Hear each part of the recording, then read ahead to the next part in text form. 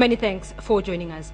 We begin here in Nairobi, where Raila Amolo Odinga officially took the mantle earlier today as the CORD presidential candidate. Raila was endorsed at a huge rally held at the historic Uhuru Park grounds.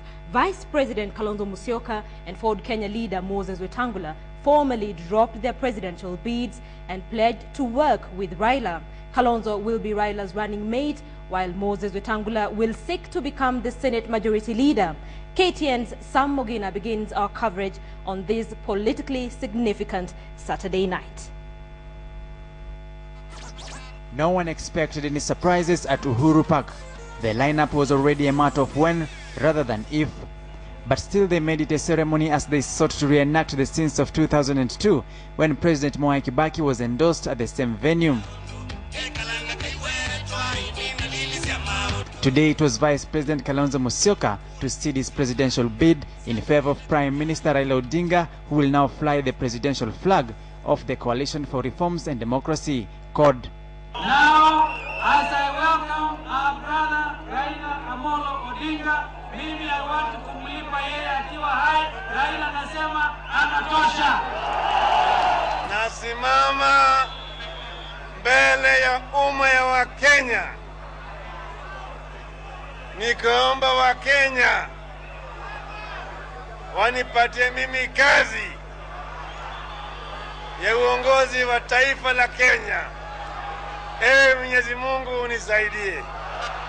Ford Kenya leader Moses Wetangula, who also dropped his presidential bid to run for the Bungoma senatorial seat, is slated to be the Senate Majority Leader should the coalition garner enough seats. And just like NAC before it, CORD will also have a summit as its top organ. The coalition will also have a 13-member executive board that will reconcile the coalition nomination procedures. This after the coalition dropped its ambitious plan to hold joint nominations. Kila mmoja wetu atoe reverse gear kwa gari yake. Tuwe na uwezo wa kwenda wapi mbele peke yake. Wale wa kusita na kurudi nyuma tukasema hakuna. All that I am and all that I hope to be, without Kenya, Stephen Kalonzo Musyoka will be nothing. Kwa hivyo mimi nikaamua kumwondokea ndugu yangu Raila. The Prime Minister promised to grow the economy progressively to a double-digit figure within the first 3 years, create jobs and improve socio-economic status of the country. In a conciliatory approach, CORD extended an olive branch to the beleaguered Deputy Prime Minister Musalia Mudavadi, who has parted ways with the Jubilee Alliance. Mimi naambia ndugu yetu Musalia Mudavadi, pole. Pole. Rudi nyumbani. Mlango iko wazi. Wahenga walinena, mwenda tezi na omo, marejeo ni ngamani. Wahenga wakaongezea, wakanena tena, ya kwamba ng'ombe akiumia malishoni, hurejea zizini. Early in the day, the leaders signed a formal agreement at Serena Hotel binding them to the lineup to forestall any fallouts ahead of the March polls. Kwamba kati yetu hatuna lugha chafu. Kati yetu hatuna mashetani. Kati yetu tulikuwa na Mungu peke yake. With Prime Minister Raila Odinga as captain of the team, the CORD alliance is off the blocks, ready to rumble. The alliance promises a new dawn in government system once it clinches power. Sam Mogina, KTN, Uhuru Park. All right, today's endorsement of Raila Amolo Odinga as CORD's presidential flag bearer gives him his third attempt at the presidency. His first shot at the seat was in 1997 on an NDP ticket. He lost that bid, finishing third after the then President Daniel Arap Moi and the current President Mwai Kibaki. However, in 2002, Raila sat out the presidential race and instead endorsed Mwai Kibaki, who went on to win. But he was back on the ballot papers in 2007 on an ODM ticket. Mwai Kibaki retained the seat in a controversial election that Raila claimed to have won. He had to settle for the position of Prime Minister in a power-sharing deal. Well, there is an interesting coincidence, though. President Mwai Kibaki had 2 attempts at the presidency and was only lucky on the 3rd attempt. So, question is, will Raila Amolo Odinga be 3rd time lucky in his quest to become Kenya's 4th president? We'll have to find out in March next year, but many analysts believe this will definitely be Raila's last attempt at the presidency. Let's see how that goes. Now, in Mombasa, the Jubilee Alliance sought to define the March 4th election as a race between the old and the younger generation. They told their rally in Tononoka that the Raila-Kalonzo team was incapable of delivering the Kenyan Vision 2030 dream. KTN's Noah Otieno now brings you Jubilee's last rally before the National Delegates Conference at the Kasarani Gymnasium that will happen tomorrow. The symbolism of youthful leadership was a message they conveyed right from the dancing styles they displayed every time one of them was introduced. And they are now set for what appears to be a recurring theme in their campaign against their opponents in the Code Alliance. Contest for the leadership of this country has been declared. It is between the old men led by Raila Odinga and the young men led by Uhuru Kenyatta. The contest is between the people who represent yesterday and the day before and the past, and our team which represents the hope of tomorrow and the future. The contest is going to be the gentlemen of the analog generation and the gentlemen on this side of the digital generation. It was like a preview of the National Delegates Conference scheduled for Sunday in Nairobi, with both Ruto and Uhuru making their pitch on what they plan to do if they take the presidency next year. Tutaweka mpango ya sawasawa kuhakikisha ya kwamba vijana ambao wako na uwezo wa kufanya biashara wanapata mikopo bila ya riba yeyote, bila ya security yeyote, na ili tuweze kuondoa na kukabiliana na umaskini mashinani, ili tuwe na Kenya ya kujivunia tukiwa pamoja. Albeit indirectly, Uhuru accused his opponents in the Code Alliance of being sympathetic to opinions of the Western world as regards the Kenyan leadership. Uongozi ambao sisi tunatafuta sio uongozi ambao utakuwa unatawaliwa kutoka Uingereza au Amerika au kwingine. Ni uongozi ambao utakuwa unaongozwa kutoka taifa letu la Kenya. Tukijua ya kwamba jukumu letu la kwanza ni kwa wananchi wa jamhuri yetu. Ya pili ni kwa jirani zetu wa nchi ambazo zimetuzunguka. Watatu kwa kontinenti letu la Afrika, na tuweze kuweka pamoja rasilimali zetu ziwe za Waafrika lakini sio za watu kutoka nchi za nje. The Jubilee team says they are ready to take on the Code Alliance in what they have called a 2-horse race to State House. Wenzenu ni waulize, miaka hiyo yote mitano, karibu 20 kutoka tuanze siasa ya mfumo wa siasa ya vyama vingi, wale wanasiasa ambao wanaongea si ni wale tu ambao wako ndani ya serikali? Si tunajua tuna mkataba hapa Pwani na wewe, muje mtatue shida zetu hizi za miaka 50 zitatuliwe. Mimi sikuwa na dukuluku lolote kuja kukunga mkono wewe na William Ruto. When the Jubilee National Delegates Conference takes place on Sunday, that is tomorrow morning at 10 at the Kasarani Gymnasium, Kenyans will be watching for one thing. Will the Water Minister Charity Ngilu be at that NDC? Because she has not turned up here today. But at the Tononoka grounds, the Jubilee Alliance leaders say they believe they are the ticket that will take over the presidency of the nation of Kenya after the 4th of March 2013. My name is Noah Otieno for KTN at the Tonroka grounds in Mombasa. Now, barely a day after parting company with the Jubilee Alliance, Deputy Prime Minister Musalia Mudavadi headed to URP leader William Ruto's home turf as he began life outside the coalition. After a lukewarm reception in Nyeri yesterday, it looks like his popularity in TNA and URP's strongholds is fading fast, going by the small crowds that characterized his Uasin Gishu visit today. But as KTN's Mercy Kandia now reports, it is almost certain that Musalia Mudavadi will forge ahead with his presidential bid in UDF.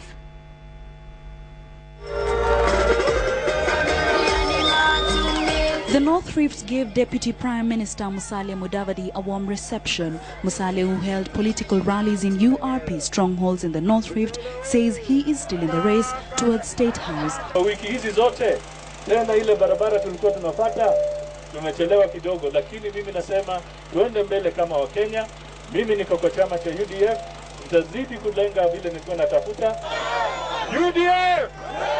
A member of the Jubilee Alliance until yesterday, he now says he was betrayed. Musalia told Tarbo residents that Uhuru and Ruto's move to oust him from the alliance came as a surprise to UDF.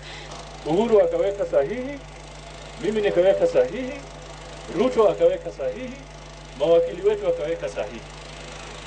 Sasa mimi najiuliza, wakati mnasoma wanasema ati wananipiga teke nitoke kwa Jubilee. Ni nani alikuja kwa nyumba ya mwingine?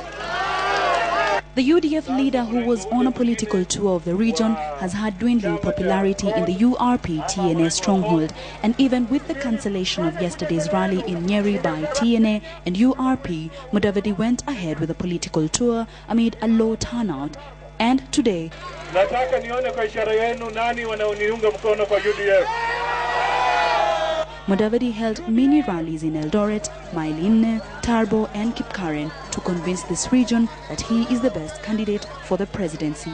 He takes his campaign to the western region tomorrow. Mercy Kandia for KTN in the county of Uasin Gishu.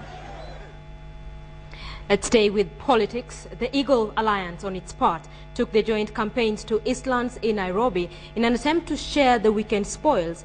The group that includes Peter Kenneth, Raphael Tuju and Eugene Wamalwa insist it is the real alternative in the March election. Sophia Wanuna reports. With 2 months to go to the general election, politicians are hitting the road to popularize themselves. The newly formed Eagle Alliance, bringing together Peter Kenneth, Eugene Wamalwa and Raphael Tuju, set out on a roadshow in Eastlands today, going from Muthurwa, City Stadium, Ofafa Jericho, Kariobangi and into the Huruma grounds. Yule ambaye amefanya kazi kutoka kwa constituency kuliko wengine wote ni nani? Si Peter Kenneth? Alafu Tuju anafuatia.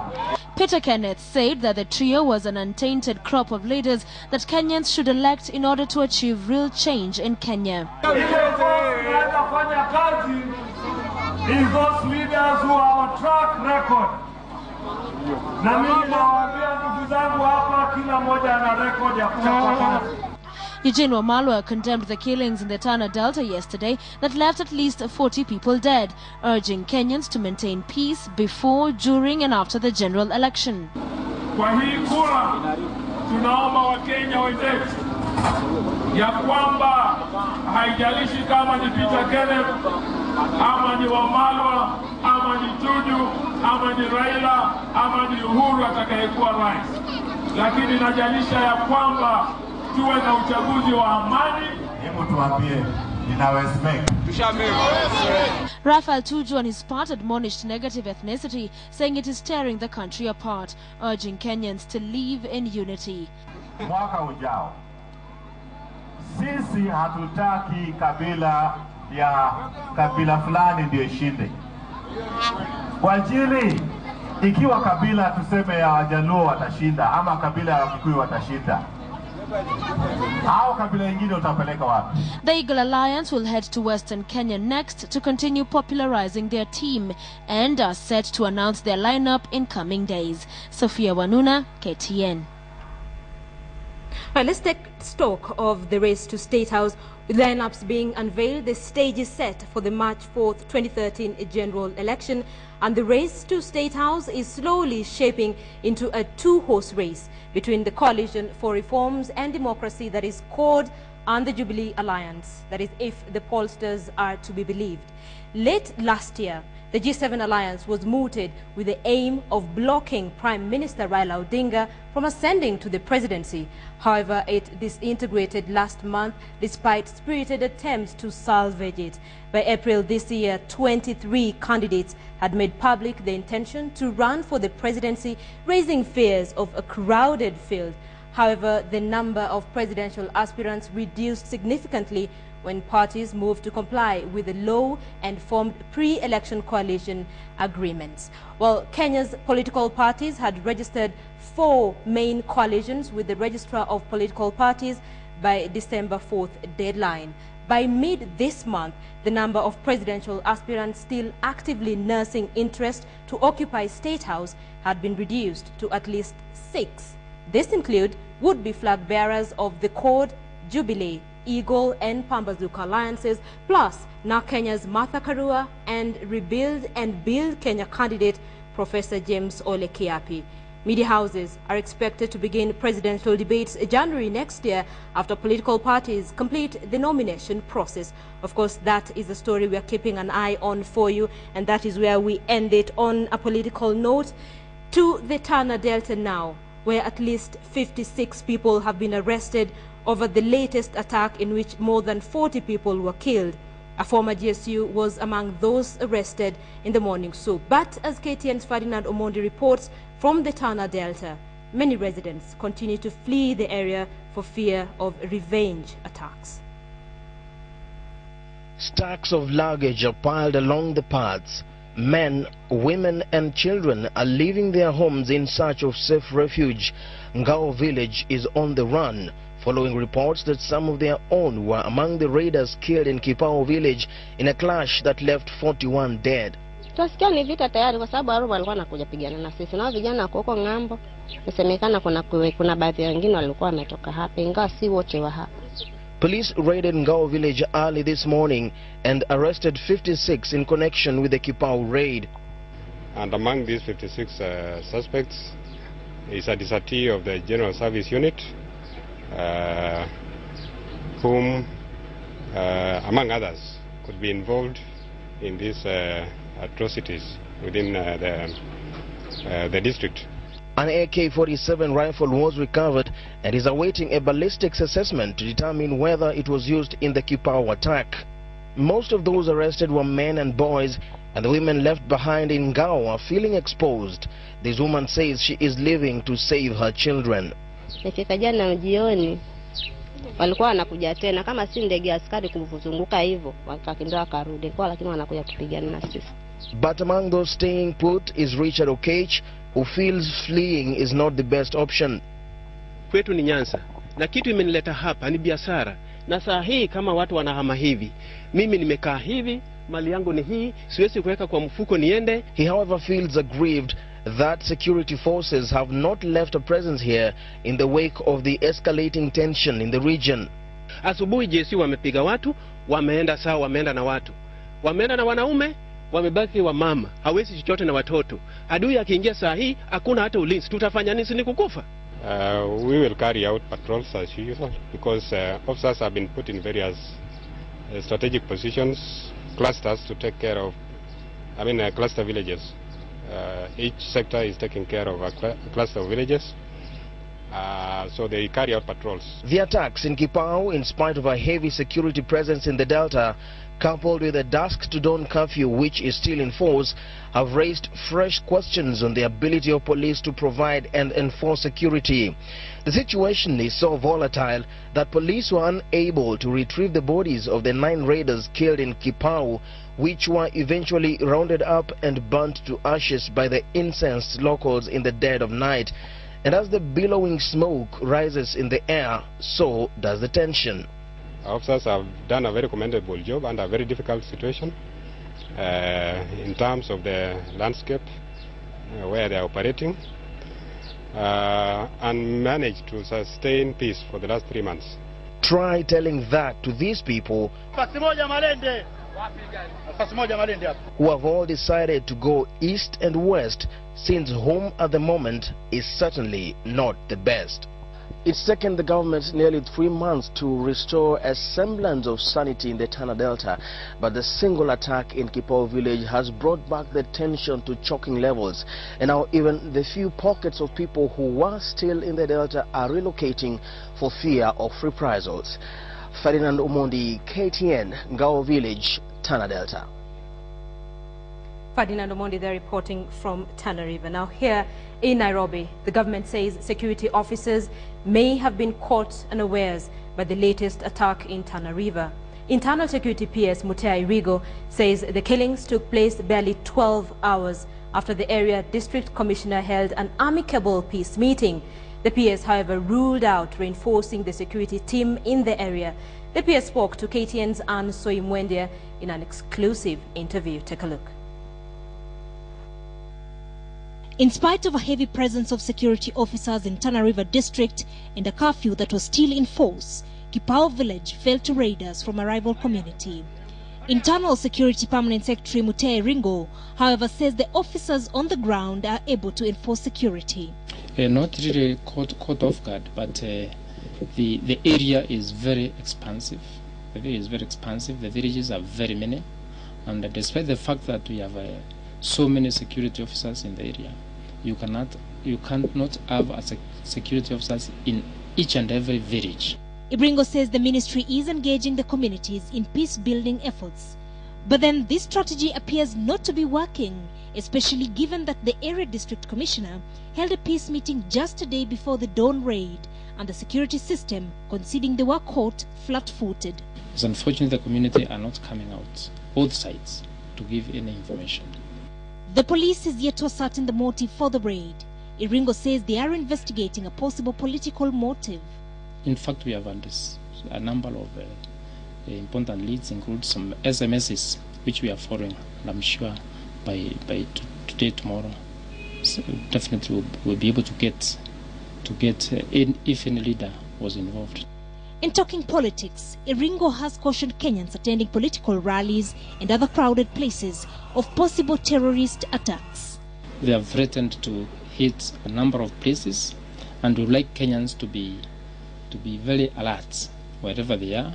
Of course, the political meetings, the political campaigns also, the organizers should inform the security personnel in good time so that they can be covered adequately. The PS says politicians should notify the police of planned rallies well ahead of time for adequate security arrangements to be made.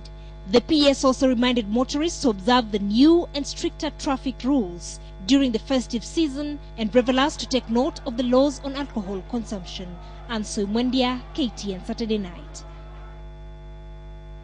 But even as the Security Ministry issued this advice, tension is high in another hotspot, Baragoi, Samburu North, following a raid on Masikita village last night. Tens of heavily armed bandits who managed to sneak past the heavy police and military presence in the area raided the village and made away with hundreds of livestock, including goats and sheep. Fortunately, no one was injured or killed. However, residents have begun to question the presence of Kenya Defence Forces in the area. Residents of Masikita are now getting worried. Last night they lost hundreds of goats, sheep and cattle to heavily armed raiders. There are speculations that the raiders were using police weapons that could have belonged to the slain officers who were attacked by bandits in Suguta Valley on October 10th.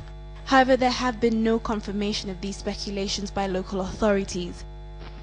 What puzzles residents is that though Baragoi is now home to a heavy contingent of Kenya Defence Forces officers and police, the heavily armed bandits managed to sneak into the village and leave with livestock without being noticed by any officer on the ground. With this, residents are now questioning the presence of the security officers in the area. There is a general feeling that since the disarmament of the Kenya police reservists in the area, the residents are now vulnerable. Councillor Samuel Letty Pillar of Masikita says that the security officers never venture out of Baragoi town, and yet the villages on the outskirts of the town are the most prone to attacks. Catherine Omwando, KTN. All right, let's move to a different story. And the section of settlers on Ruiru's Twiga farm today returned to collect their belongings a day after their houses were demolished.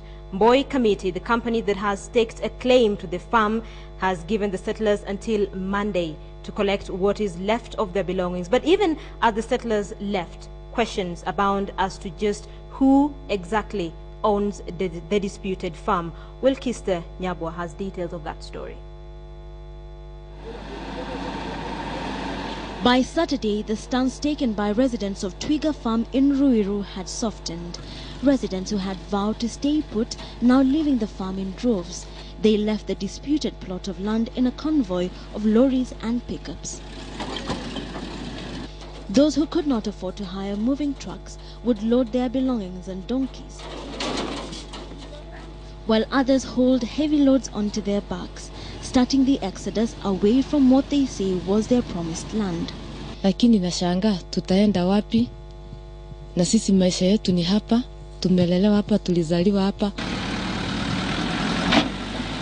This coming a day after bulldozers invaded Twiga Farm, bringing down houses, and only 2 days after an early morning confrontation between police officers who had arrived to evict the squatters ended in the death of 4 people.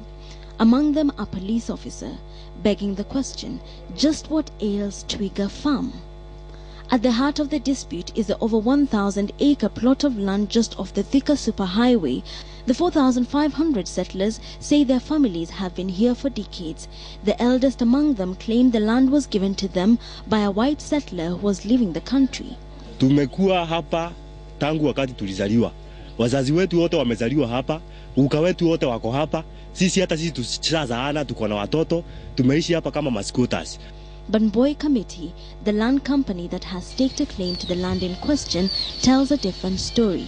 There are no squatters in this area. Who are there are only grabbers and invaders. The land is reported to have come into the hands of the late Njenga Karume. He would in turn pass it to the Mboi Committee company, pitting it against those who have settled here. The matter found its way into the corridors of justice. We had got an order from the High Court Milimani to evict the squatters who had illegally acquired this land. So when we got the orders, we had to move in. But the two sides give conflicting reports of the court's decision, while the Twiga settlers say they were ordered to return to court in January. Serikali ilikuwa imeleta koti hapa, ikakuja mpaka jaji mwenyewe alikuwa amekaa hapa. Anakuja kuangalia. Tunangojea kesi. Kesi ni tarehe 3 mwezi wa Januari. Mboi Committee says the court has granted a court order for the eviction of the settlers, leading to the eviction exercise that took place on Thursday. The settlers now returning to collect their belongings, as the question just who the land belongs to lingers. Wilkister Nyabwa, KTN, Saturday night. All right, so since yesterday we have been reporting on the recurring insecurity problem, especially in Tana River, where at least 56 people have been arrested over that latest attack in which over 40 people were killed. Internal Security PS Muteringo says security officers may have been caught unawares by the latest attack. Of course, he was speaking exclusively to KTN, and now that links us to the next story which we just received a few minutes ago. And the Internal Security PS is among those confirmed in several appointments announced by President Mwai Kibaki today. Francis Kimemia is confirmed as the head of civil service. Lea Guio is now the PS Ministry of National Heritage, while PS Ministry of Transport Cyrus Njiru has been moved to Ministry of Industrialization in the same capacity. Permanent Secretary, Ministry of Industrialization, Karanja Kibicho, moves to Transport Ministry, while Jacob Ole Miaron, who was the PS Ministry of National Heritage, moves to the Ministry of Livestock. The head of state also appointed Professor Jacqueline Oduor, who was Secretary, Ministry of Gender, Children and Social Services, as the PS in the same ministry, while Haislap Ipu, who was Secretary, Ministry of Public Works, is appointed PS Ministry of Forestry and Wildlife. Ambassador Ruth Solitei has been moved from the office of Prime Minister to be the PS Ministry of Tourism. Other confirmed permanent secretaries are Geshira Kibara, Chiboli Shakaba and Gideon Mulyungi in the Ministry of Justice, National Cohesion and Constitutional Affairs, Ministry of East African Community and Ministry of Public Works respectively.